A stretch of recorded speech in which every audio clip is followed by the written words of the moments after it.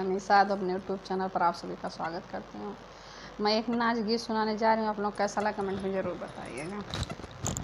गज भर का पड़ा बजरिया से मंगवली हो, बजरिया से मंगवली मोर बलमुआ हो, गोटेदार लहंगा सिया मोर बलमुआ हो, गोटेदार लहंगा सिया।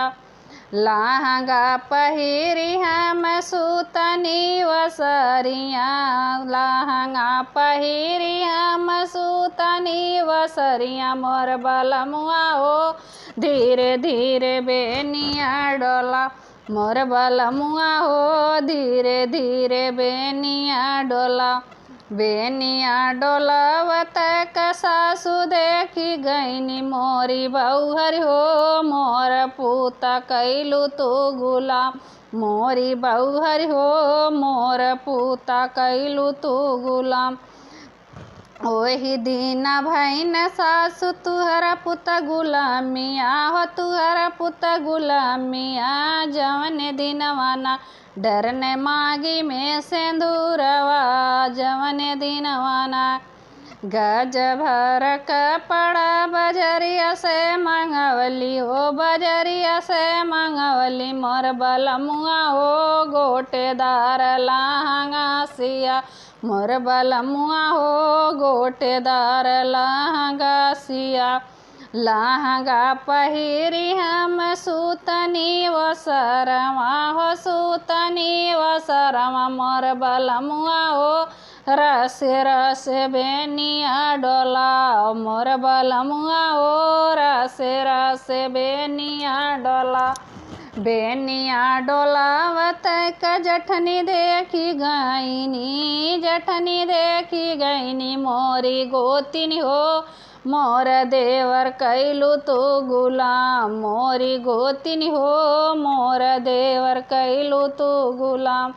जहिया से जेठनी तू आइलो गवानवा हो, आइलो गवानवा मोरी जेठनी हो, मोर पिया रहने तोर गुलाम मोरी जेठनी हो, मोर पिया रहने तोर गुलाम।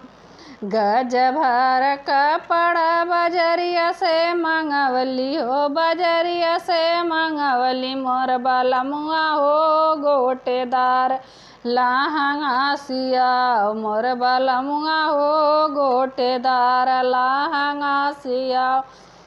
लहंगा पहिरी हम सूतनी वसरिया हो, सूतनी वसरिया मोर बलमुआ हो, रस रस बेनिया डोला मोर बलमुआ हो, रस रस बेनिया डोला। बेनिया डोलावत ननदा देखी गईनी मोरी भाभी हो, मोर भैया भैन तोर गुलाम मोरी भाभी हो, मोर भैया भैन तोर गुलाम।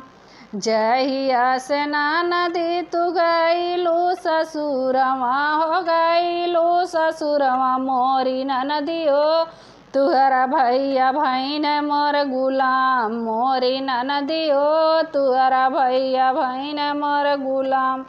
गज भर कपड़ा बजरिया से मंगवली हो, बजरिया से मंगवली मोर बलमुआ हो, गोटेदार लहंगा सिया मोर बलमुआ हो, गोटेदार लहंगा सिया।